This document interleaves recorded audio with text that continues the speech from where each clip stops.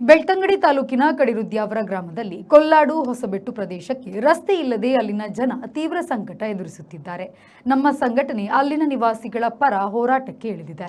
ರಸ್ತೆ ನಿರ್ಮಿಸಿ ಕೊಡದೇ ಇದ್ದಲ್ಲಿ ಬೆಳ್ತಂಗಡಿಯಲ್ಲಿ ದೊಡ್ಡ ಮಟ್ಟದ ಪ್ರತಿಭಟನೆಯನ್ನ ನಡೆಸಲಾಗುವುದು ಎಂದು ಅಂಬೇಡ್ಕರ್ ತತ್ವ ರಕ್ಷಣಾ ವೇದಿಕೆಯ ರಾಜ್ಯಾಧ್ಯಕ್ಷ ಗಿರಿಧರ್ ನಾಯ್ಕ ಎಚ್ಚರಿಸಿದರು.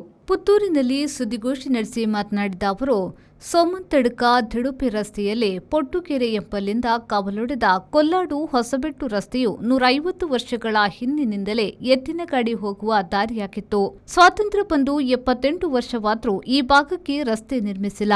ಇಲ್ಲಿ ಸಿಗುವ ಹೊಳೆ ದಾಟಲು ಜನ ಮಳೆಗಾಲದಲ್ಲಿ ಸಾಧ್ಯವಾಗದೆ ಪರದಾಡುತ್ತಾರೆ. ಪರಿಶಿಷ್ಟ ಪಂಗಡ ಮತ್ತು ಇತರ ಸಮುದಾಯಗಳ 20ಕ್ಕಿಂತಲೂ ಹೆಚ್ಚು ಮನೆಗಳಿವೆ. ಮಳೆಗಾಲದಲ್ಲಿ ಹೊಳೆ ತುಂಬಿ ಹರಿಯುವ ಕಾರಣ ದಾಟಿ ಹೋಗುವಂತಿಲ್ಲ. ಬೇಡಿಕೆ ಇರುವ ರಸ್ತೆಯ ಭಾಗದಲ್ಲಿ ಒಂದಷ್ಟು ಜಾಗ ಖಾಸಗಿ ವ್ಯಕ್ತಿಯ ಆಕ್ಷೇಪವಿದೆ ಎಂದು ಗೊತ್ತಾಗಿದೆ. ಆ ಭಾಗ ಹೊರತುಪಡಿಸಿ ಉಳಿದ ಭಾಗಕ್ಕೆ ರಸ್ತೆ ಮಾಡಬಹುದು, ಸೇತುವೆ ನಿರ್ಮಿಸಬಹುದು. ಇದಾವುದನ್ನ ಮಾಡದೆ ಜನರಿಗೆ ಮೂಲಭೂತ ಸೌಕರ್ಯ ನೀಡದೆ ವಂಚನೆ ಮಾಡಲಾಗಿದೆ. ಇನ್ನೂ ಕೂಡ ರಸ್ತೆ ಮಾಡಿಕೊಡದೇ ಇದ್ದಲ್ಲಿ ಸ್ಥಳೀಯರು ಸೇರಿಕೊಂಡು ಬೆಳ್ತಂಗಡಿಯಲ್ಲಿ ಪ್ರತಿಭಟನೆ ಮಾಡಲಾಗುವುದು ಮತ್ತು ಮಣಿಯದಿದ್ರೆ ಅಹೋರಾತ್ರಿ ಪ್ರತಿಭಟನೆ ಮಾಡಲಾಗುವುದು. ಸಂಬಂಧಪಟ್ಟ ಇಲಾಖೆಯ ಕಚೇರಿ ಮುಂದೆ ಪ್ರತಿಭಟನೆ ನಡೆಸಲಾಗುವುದು ಎಂದು ಹೇಳಿದರು. ದಕ್ಷಿಣ ಕನ್ನಡ ಜಿಲ್ಲಾ ಬೆಳ್ತಂಗಡಿ ತಾಲೂಕಿನ ಕಡಿರುದ್ಯಾವರ ಗ್ರಾಮದ ಹೊಸಬೆಟ್ಟು ಎಂಬಲ್ಲಿ ಪರಿಶಿಷ್ಟ ಪಂಗಡದೊಂದು 15 ಮನೆ, ಇತರದೊಂದು 6-7 ಮನೆ ಅಲ್ಲಿ ವಾಸ್ತವ್ಯದಲ್ಲಿದೆ. ಹಲವರು ಒಂದು 150 ವರ್ಷದಿಂದ ಅನಾದಿ ಕಾಲದಿಂದಲೂ ಅಲ್ಲಿ ಅವರಿಗೆ ರಸ್ತೆ ಇಲ್ಲ. ದೊಡ್ಡೊಂದು ಹೊಳೆ ಇದೆ, ಅದಕ್ಕೇನು ಇದು ಸೇತುವೆ ಏನು ಮಾಡಲಿಲ್ಲ. ಮತ್ತು ರಸ್ತೆ ವಿಷಯ ಅಂದರೆ ಶೌಚಾಲಯ ವಿಷಯ. ಶಾಲೆ ಮಕ್ಕಳೆಲ್ಲ ಸಣ್ಣ ಸಣ್ಣ ಮಕ್ಕಳು ಇದ್ದಾರೆ, ಅದಕ್ಕೆ ಸಹ ಅವರಿಗೆ ಹೋಗಲಿಕ್ಕೆ ಭಾರಿ ಕಷ್ಟ ಆಗ್ತದೆ. ಶಾಲೆ ಟೈಮಲ್ಲಿ ಈಗ ಸಹ ಆ ನೀರು ಅಂದರೆ ಸೇತುವೆ ಮೇಲೆ ನೀರು ಎಷ್ಟು ಉಂಟಂತೇಳಿ ನೋಡಿದಿರ ಗೊತ್ತದೆ.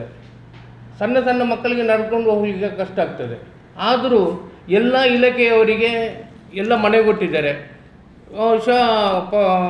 ಪೇಪರಲ್ಲಿ ಸಹ ಒಂದು 15 ವರ್ಷ ಮುಂಚೆ ಅಲ್ಲ ಕೊಟ್ಟದು, ಹೌದು 15 ವರ್ಷ ಮುಂಚೆ ಕೊಟ್ಟಿದ್ದಾರೆ. ಅದು ಸಹ ಪೇಪರಲ್ಲಿ ಬಂದು ಯಾವುದೇ ವ್ಯಕ್ತಿಗಳು, ರಾಜ್ಯಕ್ಕೆ ಶಾಸಕರಾಗಲಿ ಯಾವುದೇ ಇಲಾಖೆಯವರು ಯಾವುದೇ ಬರಲಿ, ನಾವು ಮೊನ್ನೆ ತಾಲೂಕು ಪಂಚಾಯತಿ DC AC ಸಮಾಜ ಕಲ್ಯಾಣ ಇಲಾಖೆ ಎಲ್ಲ ಅಧಿಕಾರಿಗಳ ಕೊಟ್ಟಿದೆ. ನನಗೆ ಮನವಿ ಬಂದಿದೆ. ಹೇಗೆ ಗೊತ್ತಂದ್ರೆ ನಾವು ಪರಿಶೀಲನೆ ಮಾಡ್ತೇವೆ ಅಂತೇಳಿ ಒಂದು 2.5 ತಿಂಗಳಾಯಿತು, ಯಾರೂ ಬರಲಿಲ್ಲ. ಇವರು ಪಂಚಾಯತಿಗೆ ಸಹ ಕೊಟ್ಟರು. ಯಾರು ಜಿಲ್ಲಾ ಪಂಚಾಯತಿಯಿಂದ ಬಂದದ್ದು ಲೆಟ್ರ್ ಬಂದದ್ದು, ಅದು ಪಂಚಾಯತಿಗೆ ಕೊಟ್ಟರು. ಅವರು ಸಹ ಅವರು ಪಂಚಾಯತಿಯಲ್ಲಿ ಹೋಗಿ ತಿಂಗಳು ಕೇಳ್ತಾರೆ.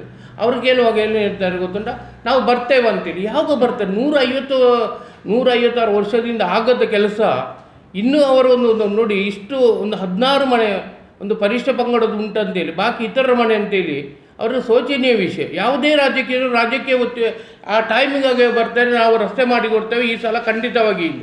ಇಷ್ಟೆಲ್ಲ ಒಂದು 150 ವರ್ಷ ಬೇಕಾ ಅಂತೇಳಿ ನಾವು ಕೇಳ್ತಾ ಇದ್ದೇವೆ. ಬಹುಶಃ ನಾವು ಏನು ಮಾಡ್ತೇವೆ ಗೊತ್ತಂದ್ರೆ, ನಾವು DC ಅವರ ಹತ್ರ ಮನವರಿಕೆ ನಾನು ಮಾಡಿದ್ದೇನೆ, AC ಮೇಡಮ್ ಅವ್ರ ಹತ್ರ ಮಾಡ್ತೇನೆ. AC ಮೇಡಮ್ ಸಹ ಹೇಳೋದು ಆಯಿತು, ಇಮಿಡಿಯೇಟ್ಲಿ ನಾನು ಎನ್ಕ್ವೈರಿ ಮಾಡ್ತೇನೆ ಅಂತೇಳಿ.